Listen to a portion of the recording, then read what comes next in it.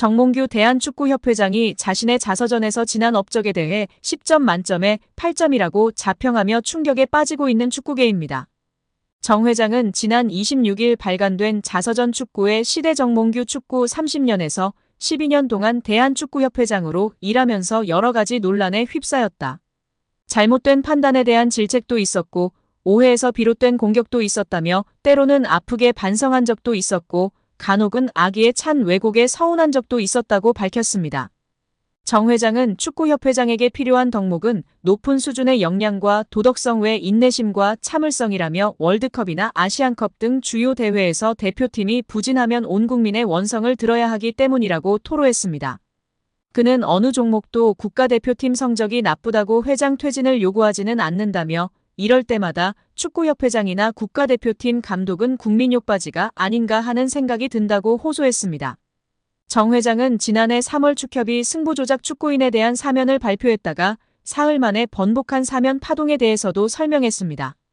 정 회장은 카타르 월드컵에서 16강 진출에 성공한 뒤 한국 축구를 위해서 새로운 전기를 만들고 싶었다며 과거의 잘못으로 징계받았던 축구인들 가운데 충분히 벌을 받은 이들에게 한국 축구의 미래를 위해 동참하고 봉사할 기회를 주면 좋겠다는 의견들이 있었다고 말했습니다. 이어 협회의 사면 결정에 대해서 팬들과 언론이 강하게 반대했다. 반대의 강도는 상상하기 힘들 정도로 셌다며 용서하지 못하는 자는 사랑도 못한다고 지적했습니다. 그러면서 요즘은 아이돌도 학창시절의 학원폭력 논란으로 퇴출되는 세상이다며 나는 승부조작 사태를 직접 겪었기에 이때의 구체적 정황을 자세히 알고 있는 사람 가운데 한 명이라고 할 수 있다. 외부에 알려지지 않았던 내막도 알 만큼 알고 있다. 이런 사건의 성격상 완전한 적발과 척결은 있기 힘들다고 주장했습니다. 정 회장은 승부조작을 한 선수들을 축구계에서 단절시키는 것만으로 어른들의 책임을 다했다고 하는 것은 위선적 측면이 있었다며 결과적으로 사면심사위원회의 판단과 일반 팬들의 눈높이에 큰 차이가 있었다. 사면을 고민했던 진위를 제대로 전달하지 못한 아쉬움이 있다고 했습니다. 정 회장은 또 누군가 내 임기 도중 이뤄냈던 업적에 대해 점수를 매겨보라고 한다면 10점 만점에 8점 정도는 된다고 대답하고 싶다며 나는 점수에 상당히 박한 편이라 내가 8점이라고 하면 상당히 높은 점수라고 평가했습니다.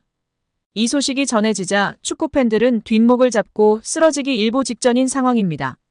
클린스만도 혼자 딴 세상에서 저도 웃고 이상한 소리만 하더니 역시 클린스만을 낙하산으로 뽑은 정몽규 아니랄까봐 혼자만의 세상에서 말도 안 되는 자평을 하고 있습니다. 특히 객관적인 절차를 무시하고 적절히 대표팀 감독을 선임하지 않은 것에 대한 문제인식이 전혀 없어 더욱 우라통이 터지고 있습니다. 문체부 감사와 국민청원의 심판을 받아야 하며 사과할 것이 아니라 진정한 사과는 사퇴입니다. 한국 팬들은 난리가 나고 뒷목을 잡고 쓰러질 판인데 정몽규는 딴 세상에 살고 있습니다. 귀 닫고 입 닫고 마이웨이 행보를 지속하며 분노를 유발시키고 있는데요. 정몽규 대한축구협회장이 2024년 파리올림픽이 진행 중인 프랑스 파리에서 잔니 인판티노 국제축구연맹 피파 회장의 자서전을 전달했습니다. 피파는 인판티노 회장이 정몽규 대한축구협회 회장과 파리에서 만났다며 면담 사진을 공개했습니다.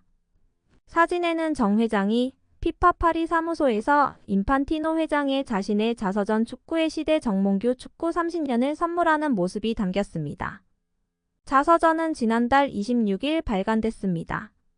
정 회장은 자서전에서 어느 종목도 국가대표팀 성적이 나쁘다고 회장 퇴진을 요구하지 않는다며 이럴 때마다 축구협회장이나 국가대표팀 감독은 국민욕바지가 아닌가 하는 생각이 든다고 했습니다.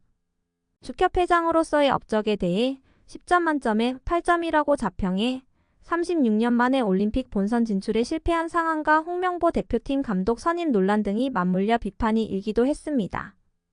피파는 정 회장이 발언하는 영상도 공유했는데요. 정 회장은 영상에서 전통적으로 30, 40, 50년간 축구는 남자의 스포츠였지만 지금은 수많은 여성 팬이 있다. 그게 한국에서의 새로운 현상이라며 지금 시점에서 참 흥미로운 현상이라 생각한다고 말했습니다.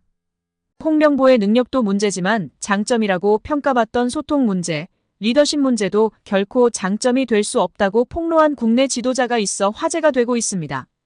축구 팬들이나 전문가들뿐 아니라 선수들조차도 홍명보 감독 선임에 대해 불만이 높을 것입니다. 박주호 위원이 이야기했던 것처럼 선수들은 훈련 세션 한두 번만 해도 그 감독의 수준을 파악할 수 있다고 합니다. 무리뉴, 엘리케 등 수준 높은 감독 밑에서 훈련받았던 해외파 선수들이 국내 감독의 훈련 세션으로 성에 차지 않을 것이 분명합니다. 선수들이 이전에 벤투사단을 높이 평가했던 이유도 강한 신념의 철학과 훈련 세션 등에서 인정을 했다고 하지요. 전술과 기술적 능력도 떨어지는 홍명보 감독에게 30억 원 가까이 연봉을 지급하는 멍청한 협회에게 열불이 나서 쓰러지기 일보 직전입니다. 최근 유로 우승 스페인 감독 연봉이 세후 9억 원이라고 합니다. 스페인 감독이 9억 원이면 물론 낮은 편에 속하지만 이런 사례처럼 훌륭하고 얼마든지 좋은 감독을 데려올 수 있기 때문에 유로 끝나고 코파 끝나고 더 알아볼 수 있었는데 그냥 의지가 없었던 것입니다.